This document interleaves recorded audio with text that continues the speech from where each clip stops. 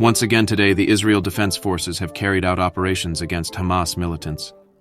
Every day, Israeli soldiers discover militant hideouts, surprising me to see how they occupy civilian homes without worrying about their safety, putting their lives at risk. During these actions, Israeli soldiers were reported to have arrested Hamas members at several key points in Gaza. On this occasion, the capture of troops from the Armored Sea Brigade and the Golani Infantry Brigade stood out, as well as the seizure of Hamas government buildings in the Sheikh Eslin and Rimal neighborhoods in Gaza City.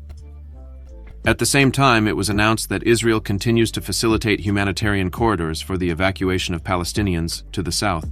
Locations taken by soldiers included the Hamas parliament, government complex, and police headquarters.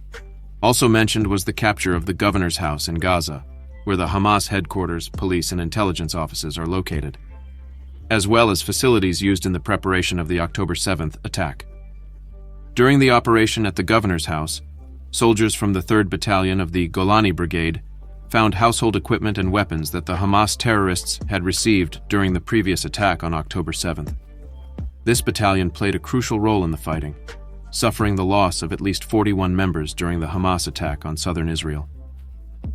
The Israel Defense Forces announced that the captured equipment will be returned to Israel for examination by authorities. The army revealed that a university building, occupied by soldiers, functioned as a center for weapons production and development. Additionally, Israeli troops took control of a compound belonging to Hamas, which included a training base, a command center, interrogation rooms, and detention cells. An image that spread on social media yesterday shows soldiers from the Golani Brigade of the Israel Defense Forces entering the Hamas military police headquarters in the Gaza Strip after taking over the area. In the photo, soldiers are seen carrying the Israeli and 13th Golani Battalion flags. The date the image was taken has not been confirmed. Another similar image emerged recently, showing Golani Brigade soldiers inside the Gaza Parliament building, located north of the city center. The 162nd Division of the Israel Defense Forces completed the occupation of the Al-Shati coastal refugee camp, home to around 150,000 people who fled during Israel's offensive. According to the Israel Defense Forces, soldiers faced about 200 Hamas members in at least 4 separate clashes in the camp before completing their takeover of the area yesterday. The military described this neighborhood as the main Hamas stronghold and the main base of a cell of the group involved in the October 7th incidents. It was claimed that within the camp there is a large amount of infrastructure belonging to Hamas, and that many of the group's forces are concentrated in this area. Al-Shati is located west of Rimal, an upscale neighborhood in Gaza believed to be home to several Hamas leaders, and is just a few blocks from the Shifa hospital, where Israel says Hamas's hidden headquarters is located. When the ground operation began approximately 2.5 weeks ago, the 162nd Division advanced from northern Gaza southwards, heading towards Gaza City, and, in recent days, encountered resistance in the Al-Shati camp. In the last few hours, at least 4 clashes with Hamas members were reported in Al-Shati, according to information from the army. Most homes in the camp were booby-trapped. It is estimated that between 150,000 to 200,000 Palestinians left the camp when Israeli troops entered. The division's forces clashed with about 200 Hamas fighters in Al-Shati. Although the military believes that Al-Shati is under complete control, sporadic incidents still occur. Hamas command and control systems in the area were reportedly dismantled during raids early yesterday morning. The Israel Defense Forces confirmed the unfortunate news of the death of 2 more soldiers in combat against members of Hamas in northern Gaza. Sadly, the number of casualties in Israel's ground operation has risen to 46. Defense Minister Yoav Gallant issued the following statement: Hamas has lost control of the Gaza Strip in the wake of these events, while the Israel Defense Forces seek to fully secure Gaza City. Hamas lacks the ability to stop the advance of the Israel Defense Forces, who are expanding on all fronts. Hamas terrorists are fleeing south, and the Palestinian people are dismantling Hamas bases. The Palestinian population has lost confidence in their government. Our forces continue with their strategic plans, carrying out their tasks with precision and lethality. We are focused on meeting our goals and objectives without giving up our purpose, Gallant stressed. His comments echo an earlier statement by Foreign Minister Eli Cohen, who mentioned that international pressure could influence Israel's actions in Gaza. Hamas activists carried out a series of attacks on Israeli soil overnight.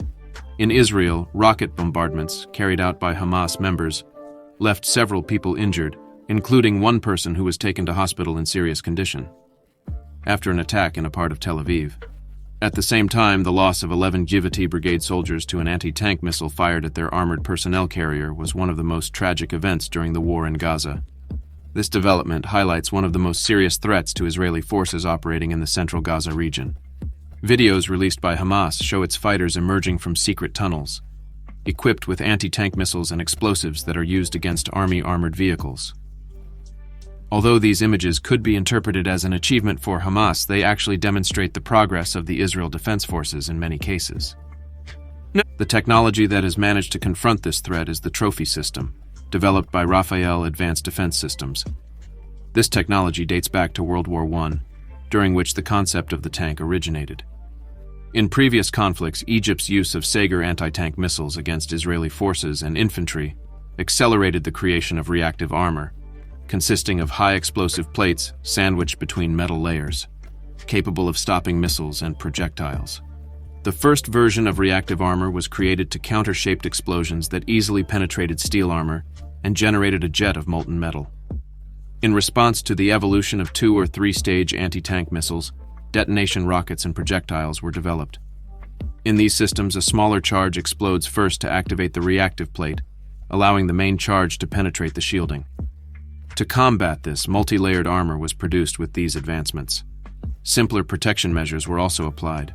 In conflicts such as Iraq and Afghanistan, American soldiers protected their Stryker APC vehicles against RPGs and explosive devices with various strategies, including the famous slat armor, a cage-like structure added externally to the vehicle to hinder RPG penetration. A similar solution in the form of lattices was used by the Russians on tanks during the war in Ukraine. Images provided by the Israel Defense Forces reveal that they adopted this solution in Gaza. In a surprise attack on Israeli troops on October 7th, Hamas used drones equipped with explosive grenades to jam remote-controlled weapon systems and launch reconfigured anti-tank weapons from atop tanks. The Trophy system opposes these cage-like structures. It offers an advanced solution to neutralize missiles and rockets at close range, displaying a degree of technology that seems science fiction even by today's standards. Israel is using all its capabilities to confront its enemies, as has been evident. Thank you for following our coverage.